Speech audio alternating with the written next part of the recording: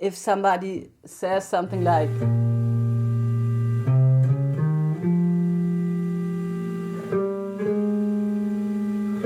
you know, either you have it or you don't, or you're just not talented. So when I was younger, I had a very good friend who played excellent guitar, not mentioning any names here, but he was really like very good. And he played a lot of jobs, he got a lot of phone calls. I got some phone calls as well, but he got like many phone calls for very cool bands and jazz concerts and festivals and recording dates and you name it. And it was really great. On the one hand, it was really great to see how that can work for you if you're sort of in a cycle of networking musicians, people recommend you, and then that job is the best job of the world. But if you're like sort of a bystander like I was, and you're watching this other person succeed, but also I have to say this other person was also stressed out a lot, and it doesn't always mean that because you're successful you're happy, but I think, you know, everybody knows that, right? But it's just to remember that. And I was sort of very jealous because I didn't get so many phone calls, I didn't get the same attention, and at the time I really couldn't understand why that is. And this is one of the things that is so hard, is to evaluate yourself and to know what is the stuff you need to work on and what's really the difference between you and this other person that has so many jobs. And sometimes it's really not, you know, with the rise of digital age, it seems like it's playing fast and flashy, right?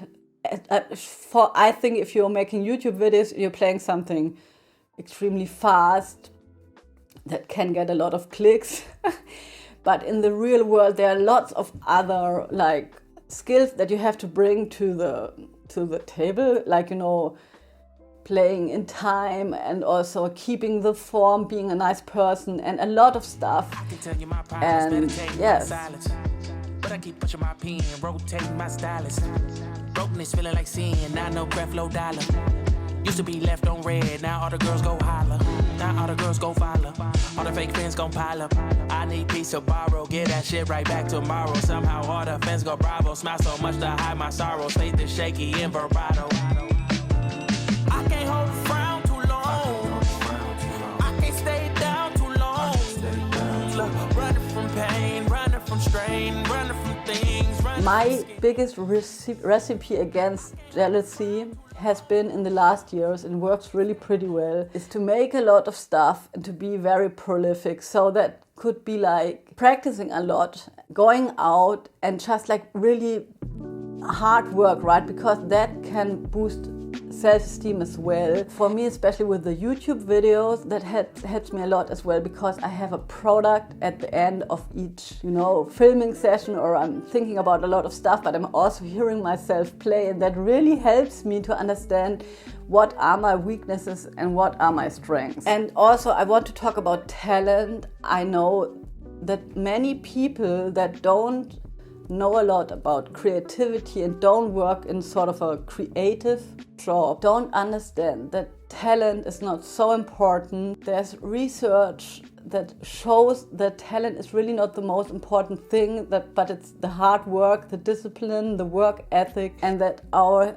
brain is very plastic, you know, and that it can always transform itself. You can always learn new stuff, and it has a lot to do with how you have been brought up and how long did you have you been playing the guitar, for example. How much did you practice? What was your environment? If you are coming from a family of musicians, it will be different if you come from a family where, for example, nobody is in a creative job or does something that is creative, because people tend to not understand what you're doing and also give the wrong advice. So one advice that I have for you is to really, if you're feeling down and if you're having self-doubt, please always discuss it with persons who really know what you're talking about. That could be a teacher, or that could be another guitarist or musician at a concert or at a session. And that's also one reason why it's so important to go out and mix with people. Could also be,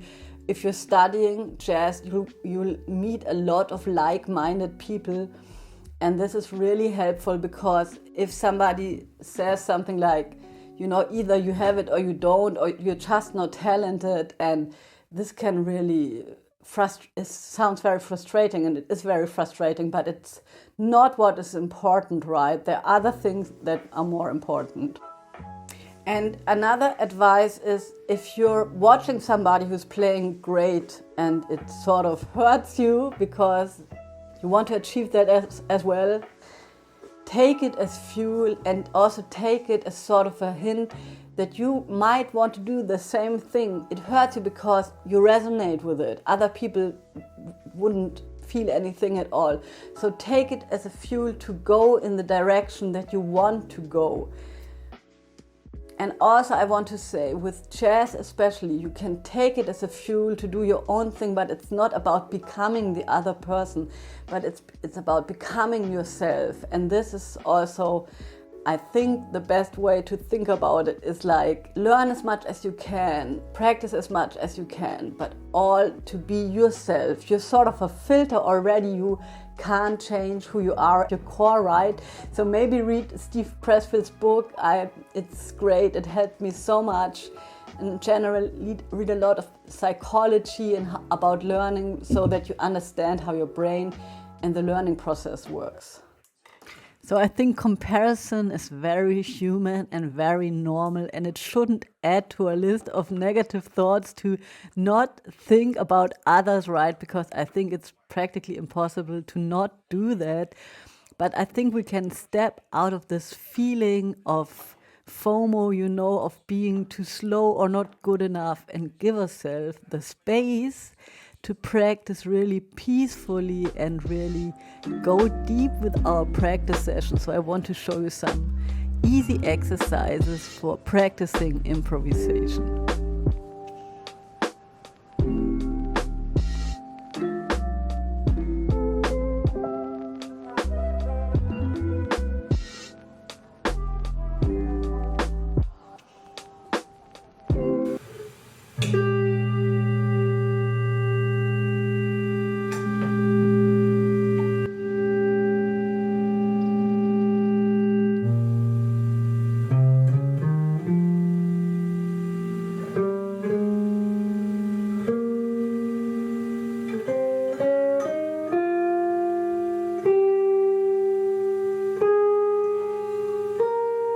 So I'm starting with a chord that I really like, that fascinates me, and I'm playing the scale up and down and just really listening how the scale and the chord works together.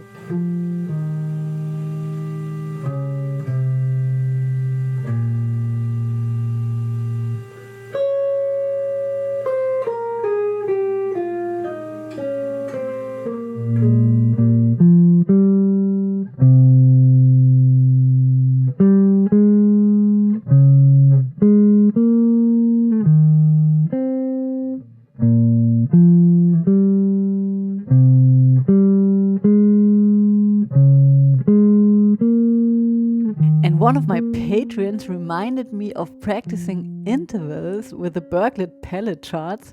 Hey Klaus, thank you very much for this great idea. And here I'm just trying to play the B-flat Dorian scale in a sequence that consists of a 5 and then a second. So I'm starting on the first note and then playing the 5th note, and then starting on this note and playing a second. And so in this way I'm trying to find my way through the scale.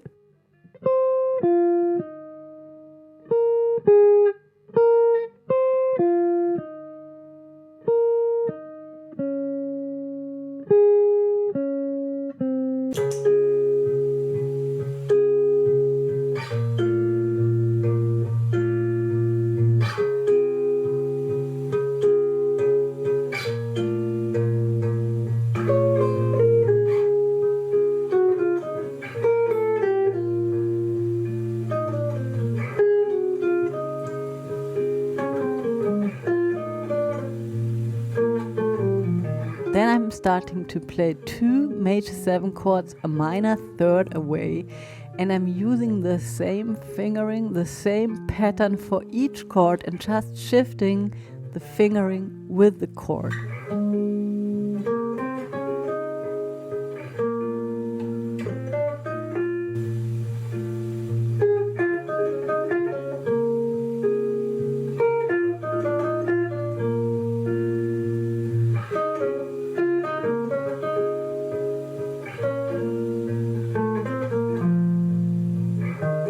After a while, I just try to play some melodies in one position and then I repeat the same melody in the other position.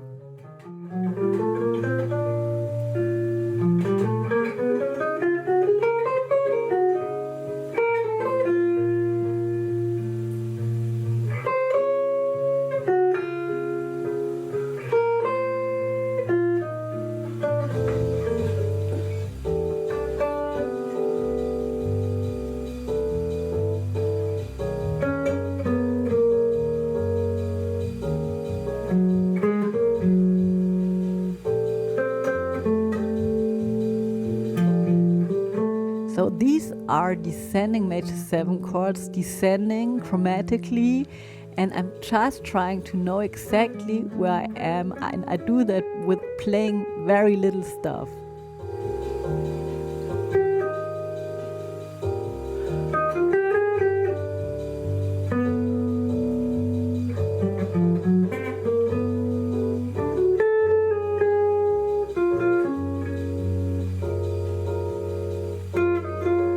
I hope you had a lot of fun watching this video. If you have any questions or comments, just write them down below. And I see you next week. Bye.